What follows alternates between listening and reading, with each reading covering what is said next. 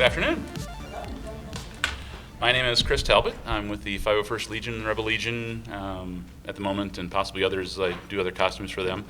Today and over the 4 sessions over the weekend, we're going to be building a Jawa costume from essentially base materials, and kind of show you the processes and techniques, and what goes into it, give you an idea of what's going on.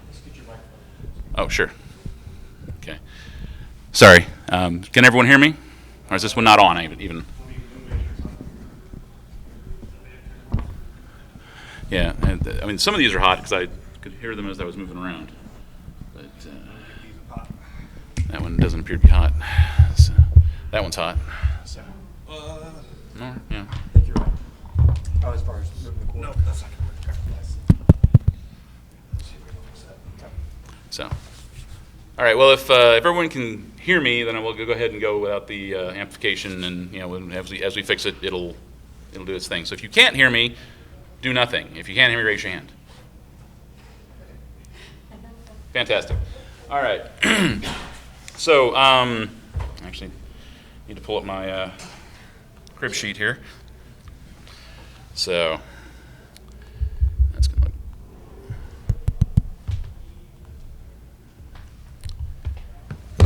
Right. So every costume in one of the Star Wars clubs starts with a costume standard. Try that one. Sure. Sorry about that. Is this any better? Hang on. Let's see if I can get close enough to it to make a difference. Oh, that one's pretty low too. Look at it. All right. So as I was saying, there we go. All right. Cool. Can you hear me now? Yes. Fantastic. Awesome. All right. Well, it wouldn't be a real thing without a little something going on, right? So every costume in one of the Star Wars clubs starts with a costume standard. In the 501st, we call them the Costume Reference Library. Several other clubs also call them Costume Reference Library. Rebel Legion calls them costume standards, but they're all essentially the same thing. It is the set of requirements that we look for in the costume when we're approving someone for membership. We actually have a couple of approved members over here in Jawa costumes. Brian and Miriam, if you wouldn't mind standing up real quick and give everyone kind of a look at the finished product, as it were. So, as you can see, both of them are a little taller than your average Jawa on screen. We do not discriminate in terms of height or body size or body type or anything like that. And so having a 6'4" or even a 6' Jawa or a 3'2" Jawa, thank you, is perfectly, it's a matter of how the costume fits on you.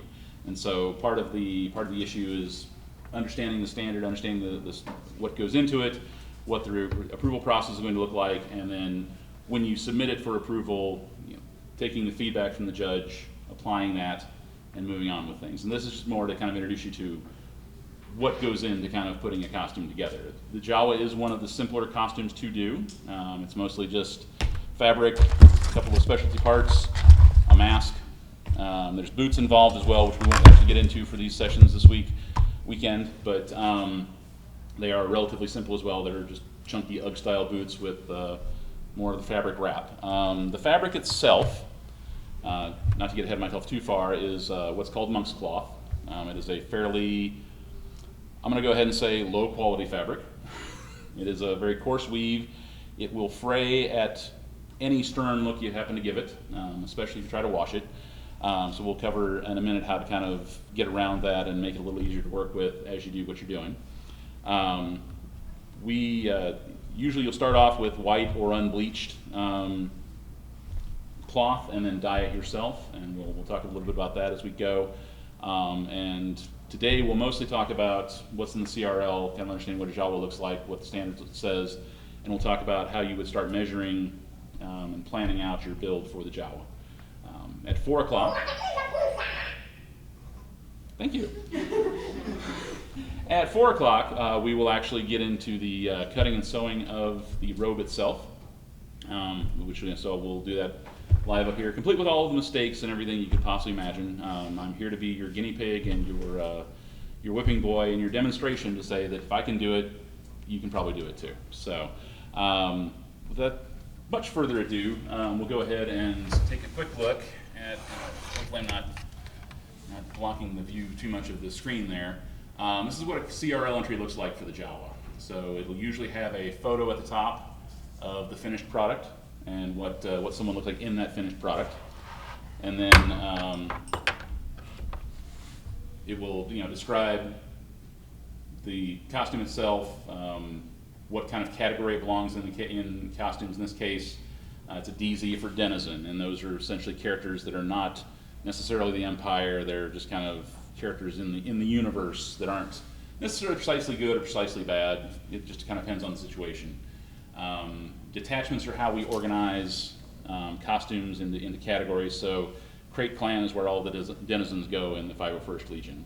The Pathfinders Corps would be where Biker Scouts would go in the 501st Legion. The 1st Imperial Stormtrooper Detachment is where Stormtroopers go, and Clone Troopers, I believe, as well. I know there's Clone Trooper Detachment is a whole separate detachment as well. So it's a way of kind of grouping like costumes together and then going from there. And so they have some similarities to them, and they're all kind of recognizable that way. I'm not going to read all of this to you, but essentially what it'll have is an introduction as to what the character was in the film or in the material that it comes from, either comic books or television show or what have you, books. And then a bunch of text in front of it basically says that you're not necessarily, this is not the recipe necessarily, this is just the standards, and that for visual references and things like that, you may need to consult other sources to get really accurate information on it. So, but the costume itself, or the required components of the costume will then be listed. In this case, it starts with the mask, and it is that kind of classic black mask with the glowing eyes in the middle. Covers the entire face and goes within the hood, which is the next item on the thing, which has a fairly particular construction. It is separate from the robe, so it actually removes separately and is not attached to the robe in any way. It just sits over the head, ties around the neck area.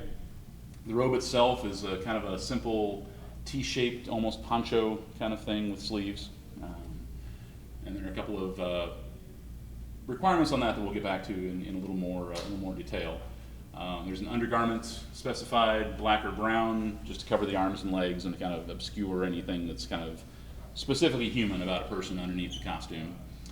The gloves are black cloth, leather or lead-like material. They're plain, they cover the hands, and optionally you can attach fur. I think Miriam there has some fur on her gloves, because in some of the sources you'll see they have kind of fur peeking out from under their sleeves. So they're apparently a furry species. And then finally the bandolier, which is typically this is what they call a 1903 style Belgian bandolier. It's a ammo pouch, 5 pockets. That is the typical one. There are several different kinds of bandolier that are approvable. It doesn't have to be necessarily this one. This one's the easiest to find and easiest to find replicas of. You can get this on Amazon for about $30. And then the boots, again, like I said, are kind of a chunky, almost Ugg style boot, tall enough to get to the mid shin, and they're wrapped in the same fabric. There's some optional accessories which we won't cover much of, except to note them here to kind of give you our tour of the CRL. The vest would be tan textured heavyweight fabric. We've seen some of the, especially in some of the newer material, we see Jawas wearing vests. The ion blaster, there's 2 different versions, one from A New Hope, as we saw in the original film, one from Return of the Jedi, which has a slightly different barrel configuration to it, an optional holster to carry the ion blaster, a torch welder, which once upon a time you could walk in a Radio Shack and walk out with, because it's just a butane torch. But Radio Shacks don't exist anymore, so you have to find a different source. And then a droid collar, which is, I believe, probably started off life as some sort of photographic equipment handle or something like that, and then got repurposed, much like the Graflex flash tube that forms the basis of a lot of lightsabers. So that's basically kind of the tour of the CRL for the Jawa. It's relatively simple. It's a relatively simple costume. It is also one of the more affordable ones to kind of consider, because depending on where you source your materials, you can $200 all in, sort of thing. I know this. If if you shop at the right time at Walmart, you can get this for about 99 cents. This is the basic mask. You can be as complex or as simple as you like. This has some nice features, and it gives you some of the spacing that you're looking for, which we'll certainly cover when we talk about actually building the mask. And then the eyes are typically essentially kind of a spherical kind of shape. These happen to be submersible pool lights you can get at Michael's, and they have in their normal form, they look like this, a very bright white light in the center. They have coin cell batteries inside, and they're sealed up like this. The problem with these, I mean, they're great because they're the right size. They give off kind of the right vibe, and they're easy to place in the mask because they got this little hook on the back. But that bright spot in the center is kind of a problem because the eyes are supposed to glow, not kind of have that big white kind of pupil in the center. And so with those, we'll show you a little bit about how to kind of upgrade the experience. You can do it with the LED that comes with, but I like to replace them with a more diffuse LED. It creates a better experience. I'll show you all about that when we get to that, and we'll probably hit that on the fourth day on Sunday, a fourth session on Sunday. The Saturday session we will mostly be focusing on doing the hood and that, and then later on the same Sunday we will be talking about weathering items, and so we will talk about weathering the bandolier and the robes as part of that talk as well. So if you're here all weekend, please feel free to follow this as much as you like, and we'll go from there. So with that said, I think we'll go ahead, unless there are any questions at this point, because I'll take questions at any point during this.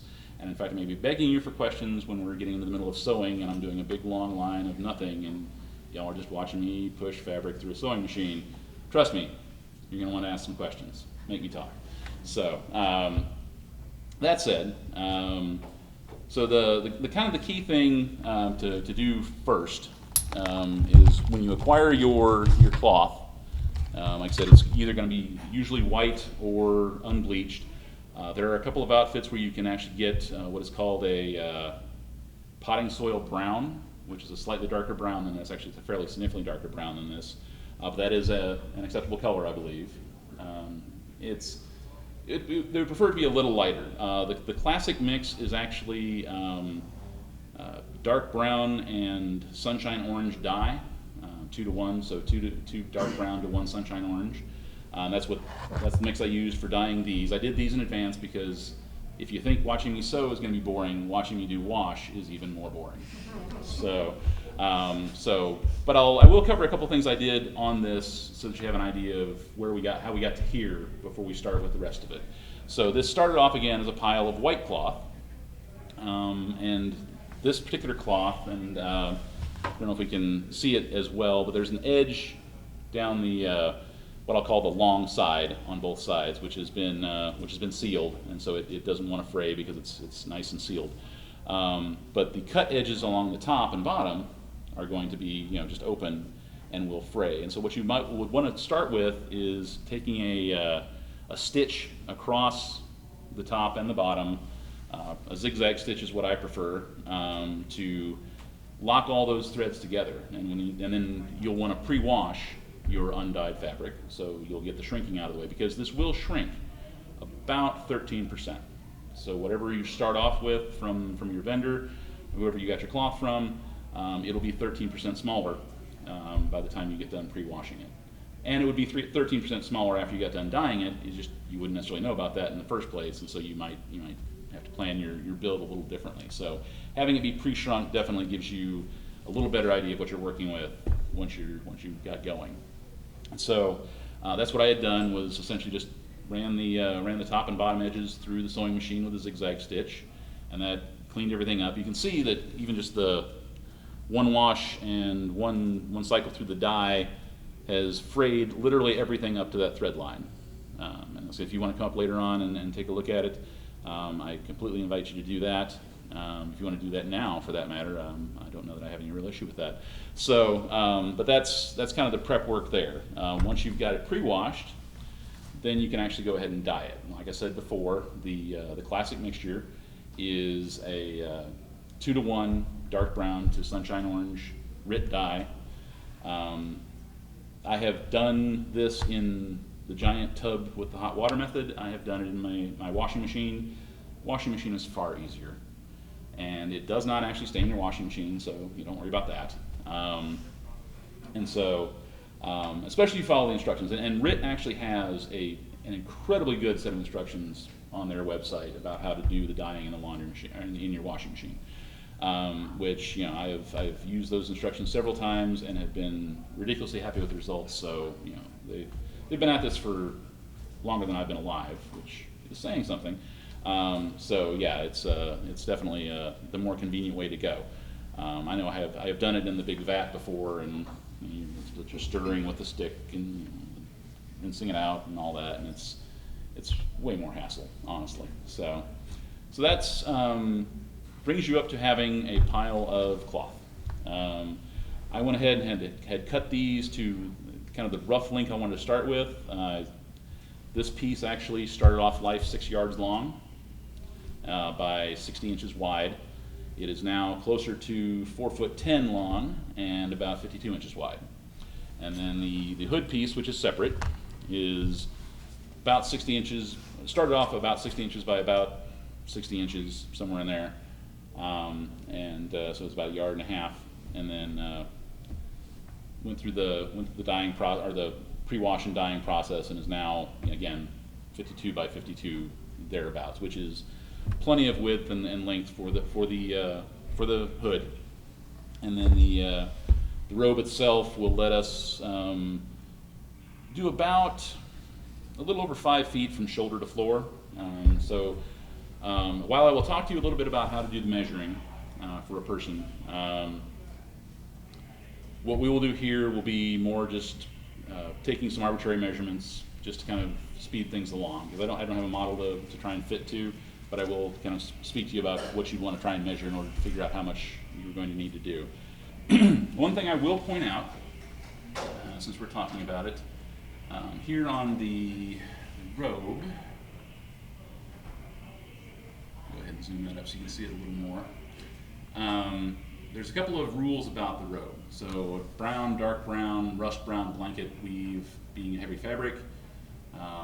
So one of the first things is that there should be no visible seams. There are 2 major seams that the robe involves, and that's going to be along the underarm of the sleeve and down the side of the body, one on each side. Because the cloth doesn't always come in lengths or widths, that are conducive to doing one piece across to do the T, you may have to create additional sleeves and sew them to the costume. We won't do that here because it's a little more involved, and wanted to keep things simple and approachable. But if that is the case, the seam needs to be kind of at the shoulder, kind of straight up and down almost, and again, as unobtrusive as possible to make that work. In fact, Miriam, if you wouldn't mind standing up again. Miriam's are actually sewn on, as you can see, but they're not super noticeable at a reasonable distance. So that's it's fairly well done set of robes there. Hold your arms out both like that so you can kind of see the T shape. There's no real flare to the sleeves. There is a flare to the body of the robe, and we'll talk about that in a second as to how to create that. Thank you, Mary. And so that's those are kind of the key things you're going to keep in mind when you're measuring for your robe. So my phone would stay on instead of shutting off every so often. This would be great. I could actually consult my notes. The other thing about a Jawa robe is they shouldn't be tight anywhere. So the key measurement is kind of going to be under the underarm, kind of because that's going to be the narrowest point you're going to have, because your skirt's going to kind of flare out as you go to the bottom, and so it's never a form-fitting tight sort of thing. It's as shapeless as scrubs, tend to be, honestly, or even more so. It's a very rough construction kind of thing. It basically covers the body. So I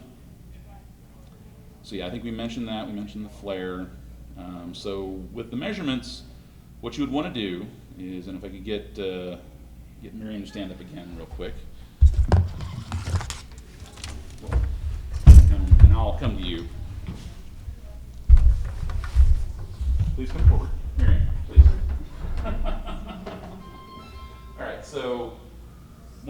measurements you're going to try and determine first, fix the audience please, is you will measure from here, about the wrist, across the shoulder, and then down the other side. Of course, my tape isn't necessarily sufficient for the task, but I'm getting a 24 inch there, over to 44, and then, so it would probably be 68 inches or so, and I'm not going to, she wouldn't have a cloth that would be 68 inches wide.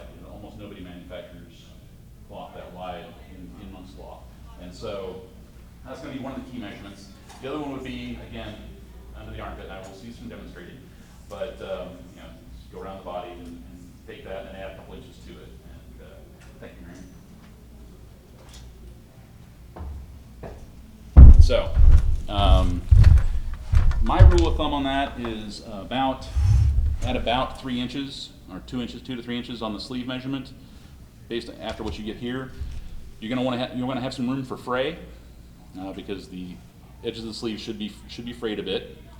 But the sleeve needs to end at about the wrist, not over the hand, but about the wrist. And then you'll have some length at the bottom for fray down there as well. And so, and when you're measuring the body, go ahead and add another couple inches just to give you some looseness around that part of the body. So again, so nothing is tight or form-fitting at all. So for our particular build, we have 52 inches of usable space, so we'll use all of it. I decided that we would start with so let me actually kind of go from here. Pardon me, losing my voice slightly. So there we go. I'll step to the other side of the table over here because we can then get this laid out. So here's our starting cloth, and here's our width, and this is actually folded in half, which is how we're going to approach this pretty much from here on out. So the entire length would be, I said, close to 10 feet. This is 5 feet 4 folded over. Here are our left and right edges at 52 inches either side. And so here's where we'll start. Head will be up here where the seam is at, or where the fold is at. And then our cuts will essentially take us across. So again, what I decided on was about a 20-inch width here, which when sewn together and making a seam would give us about a 38-inch circumference at the armpit area. And then, like I said, we'll flare out from there. And then the sleeves themselves will be about 10 inches from the fold to the cut. So it'd be about a 20-inch circumference on the sleeve. So it's nice and loose and hangs out that way. So this particular robe that we're going to end up with, like I said, could fit a fairly tall person. They would be moderately slender, and they probably wouldn't, have very long arms. But you could be cut down from the length on the bottom or from the sleeves to fit smaller people than that. So, but this is a demonstration. We're not working with any one particular person. So in the case of having, like I said before, having the longer sleeve length, what you would do is instead of having the T, you would simply cut all the way up to the seam, and then you would cut the sleeve length and width, sew them, and then go from there as you construct it, which will make more sense when we talk about it a little bit tomorrow. So, all right, so we're about half an hour in at this point. Are there any questions? All right, very good. So we're a little ahead of where I had intended to be, possibly because I'm talking fast. But, oh, you know what? I know where I wanted to be. Never mind, we're not even really close to being done yet. So you might note that I had brought up an air compressor and an airbrush. And get the microphone a little bit out of the way there. Those tripods are awesome, but they're a little bit inconvenient. So with the eyes, we have some preparation we want to do before we get to building the mask on Sunday. And do this kind of two ways so I can kind of show you the difference between replacing the LED versus not replacing the LED. But The technique that I like for doing the eyes is you start with these pool lights, and you'll remove the clear plastic dome, and then you take, where did that go? There it is, sandpaper, and you'll just scuff the dome itself on the inside and the outside, just to kind of frost it over. And so you end up with, by the time you've kind of done it even a little bit, you can tell that it's definitely a different look on the lens. And that kind of helps you with getting the light to glow instead of kind of be a point. So that one's actually almost done right there. And then just a kind of quick run through in the interior there. Just take your, and again, so that's maybe a little rush job there, but that is how that would look. And then what I'll do is, did I bring paint cups? I did, sure did. Awesome. Thanks. All right. In case you can't tell, this is the very first time I've ever given this talk, so if it seems a little rough, it's because it is. Great. Thank you. So, all right. Note to me, next time, open the paint first. But, so, if we look back at the mask requirements, we talk about the color of the eyes. Eyes are yellow or light orange, and about 1.25 inches to an inch or 1.25 inches in diameter, and these are, I think, just exactly at about 1.25 inches. And they said you wouldn't use many flashlights because they are emitting a beam of light, so this non-directional LED is ideal. And there's the glowing, not projecting verbiage of the CRL. And there's a temptation to maybe use like gumball machine cups, but those tend to be too deep by about another 100% of the length, so they tend to bulge out too much.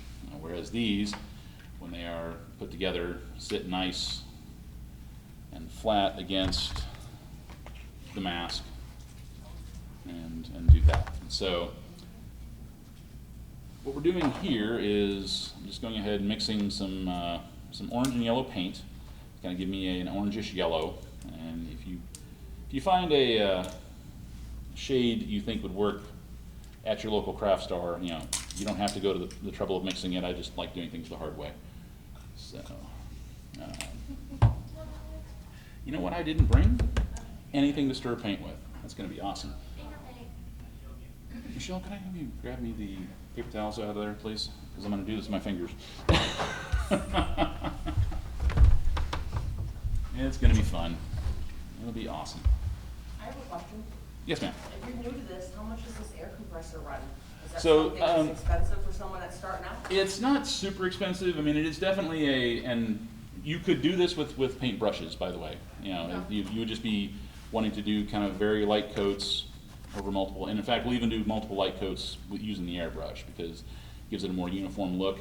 But you certainly wouldn't necessarily need to use an airbrush, or even, and this is, Is that something you would use to also, would you distress, is distressing as part of it? we will be using it as part of the distressing as Okay. well, and I use it a lot on other sorts of things, which some of the other panels I'm doing this weekend, because I'm apparently a glutton for punishment, also involve using the airbrush or various other paint techniques. So I found it to be an investment. I can't remember exactly. It might have been, I think it was under $100, honestly. Which, if you're doing any significant amount of it, is worth it. I mean, it's a nice setup. I got it on Amazon. It's kind of a basic package. So it came with the compressor and the couple of different air guns and all of that. So it's definitely been worth what I paid for it, for sure. You can get at a hobby store. There's the compressed air fed ones in the can with the little top. Those also can work. Again, they're a little more persnickety, I find, a little less convenient to use in some cases, and plus you're going through cans of compressed air all the time. So, this, as long as I've got power and the compressor's still doing its job, we're off and running up the races. So that's a good question actually, because I sometimes take for granted, having bought some of this stuff, 5 and 6 years ago, that I have it available to me, and it may not be something that everybody, kind of has just laying around in their garage waiting to be used. But so, there's something in investment, and obviously we'll be involved in using a sewing machine later. Although for the Jawa, honestly, if you've got patience and time, you could hand stitch almost every one of the stitches we're going to be doing. It would take you a little while, and it would be tedious, and you wouldn't enjoy it very much, probably, unless you really like that sort of thing. But you could do it, But a good entry-level sewing machine, would be certainly fine. If you happen to have a friend or relative who owns a sewing machine, you kind of talk nice to them, buy them a pizza, let them let you use their machine, what have you. So it's the same sort of thing about getting your stuff moved up to a third floor apartment or whatever. Just prevail on your closest folks. And so what I'm doing here is basically making the paint very, very diluted, so it'll pass through the airbrush a little easier, and B, give me kind of a nice thin coat, which I'll then do multiple of and let dry between, so that it gets a nice uniform coverage. So that looks about right. So I'm pretty sure that the organizers of the con did not know I was going to be busting out airbrush equipment, but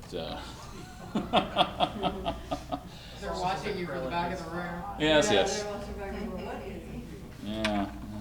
is he? Yeah, crazy guy. Oh, you know what? Am I plugged in? No, of course not. That would be silly. And that actually explains why the laptop kept shutting off, because it was not plugged in, so it thought it was on battery power. There we go. There we go. So yeah, so putters and whatnot. So then just a little bit of paint. Doesn't take a whole lot. Just to increase the chances of us not making a giant mess. Oh, okay, we turned up my level. Now I've got an echo. So, okay, well, I'm stuck. Maybe didn't clean this thing very well. Oh, this is going to be great. All right, so anyway, trust me when I say that, if you were to spray into the cups, a very light spray, let it dry. On the inside? On the inside, yes.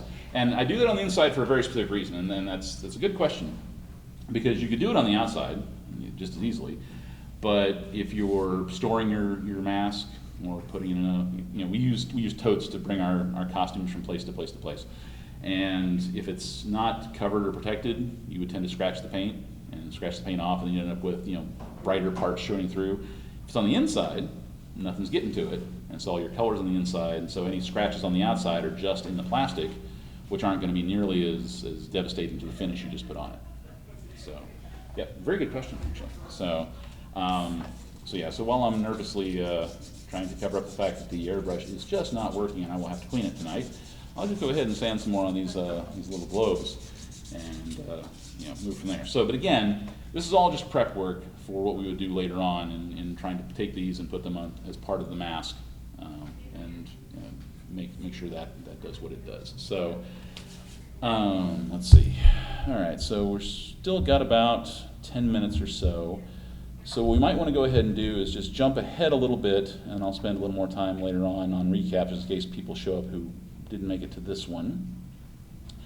But again, like I said, we have our cloth available to us and waiting for us. And I did not get the cutting boards out because I didn't know I was going to be cutting this session, but let me go ahead and do that.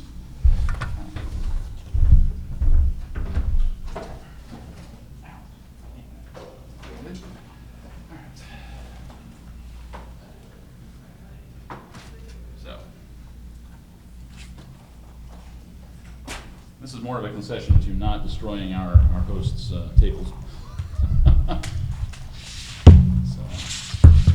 But it's making all sorts of nice noises in the microphone. So,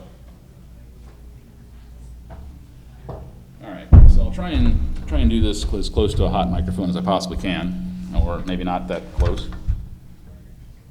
Need another tool. Hey, this is how it is at what I'm selling. Oh yeah. Well, yeah. If you were a fly on the wall at my house when I was learning how to do this, you would definitely wanted to wash my mouth out with soap. So yeah, so if nothing else, I think I can probably safely serve an example of you couldn't possibly be worse at it. I think it helps that shows that we all, You're authentic. it's not magical. The fact that we, the screen accurate costumes, that there's not a magical process, There is a lot of work and human error that goes into getting. Right, so What she said. So what I'm going to basically do here is just run my cutter along the side. Again, this is another one of those optional sorts of things that most people probably don't have, but it's super useful. It's a rotary cutter. It is super sharp. Be careful. Put the guard in place when you're not using it. They're pretty inexpensive. They're not super bad. Yeah. Really are not super bad for the amount of usefulness they have. They're fantastic. You can do it with a plain pair of scissors and whatever amount of patience you want to try to apply to it. But all I'm really going to do here is just go down kind of the edge, and I'm just taking off that sealing that the manufacturer had applied to keep it from fraying along that direction. And I'm cutting it in 2 layers, mostly because A, the cutter will do it, and B, it kind of keeps everything uniform front and back. So, there we go. And actually, we're going to end up getting rid of a lot of this stuff anyway when we cut our wedges out for the actual shape of the A-line costume. And ordinarily, if I were doing this at home, I've got an old folding table that I would just set this up on. I wouldn't even worry about the cutting boards underneath it, and I would just start running the cutter through. And so if you have a destructible surface like that you're not really that worried about, that is certainly a lot faster than trying to go through all of this. But again,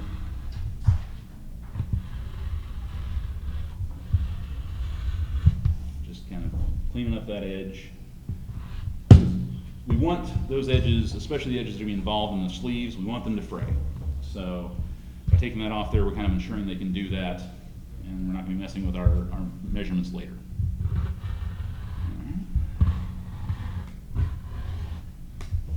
And again, knowing that we're not going to be super precise at this point, go ahead and get that taken off there. And then we would do the same on the other side, which I will spare you at the moment. But magically, somehow, between now and the next session, it will have been done. The magic of not television. There we go. All right, there's the scrap. We want to do the same thing with that stitch we ran across the bottom. Thank you, compressor. To essentially, again, unlock that bottom edge, keep it from not preventing it from fraying. So, start. And now the one nice thing about monk's cloth is that I will say is it is a crosshatch weave, and so if you lay it out nice and flat, it does give you a grid to follow. If y'all want to, kind of see what's going on with that. I don't know if you can see it from out there, but it's got very much a kind of a large, almost an 1/8 inch crosshatch. And it looks like I nicked myself. Darn it. And so you can kind of follow those lines and get relatively straight sorts of things. Also, the other thing you're going to find is that after your dye job, you're going to have a lot of little fuzzies to deal with. But nice lint brush will take care of that pretty easily. Does that fabric have a right side and a No, right, it wrong is. side, or does it matter which side? It is completely ambidextrous in that regard. There's not a side that's facing out versus facing in sort of thing. It's exactly the same on both sides. So pick whichever one happens to be your favorite of the day and go from there. So all right. So that's probably, I think, about as far as we want to try and get with this session.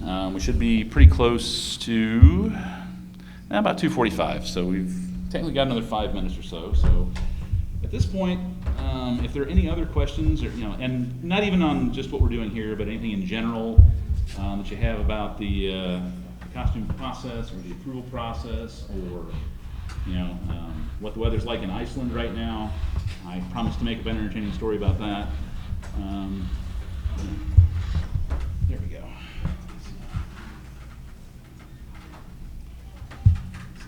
Oh, it's happening there. It's not getting cut. All right, so it's got that bottom edge taken care of, no longer in our way. So we will be ready to then start measuring for our actual construction. So, very good.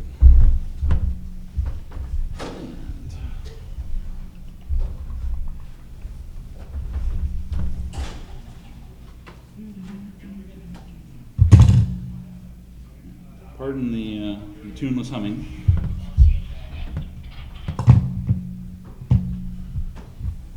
Also the thumping as I irritate the microphones by. All right.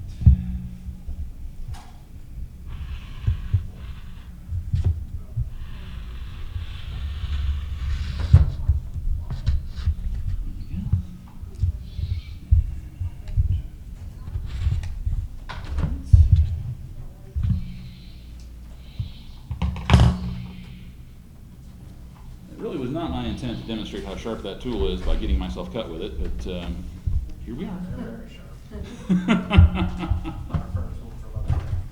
Yeah. You're not grabbing unless you're leaning on it. And I think I now know everybody on Facebook that got irritated with me and said, "Hey, be careful with that tool." And I'm like, "I use knives all the time. I'm super careful." I probably owe them an apology and maybe a beer. Oh, they were right. A moment of inattention will definitely bite you. There we go. So yeah, nice and prepped there for the next steps, which will be laying out the cuts we're going to make and then starting the stitching. So at that, I think we'll probably go ahead and call it for this session. So happy to entertain questions, but if not, I'm also happy to let you go and go off and enjoy things. Hopefully see some of you back, or all of you back even, at 4 o'clock.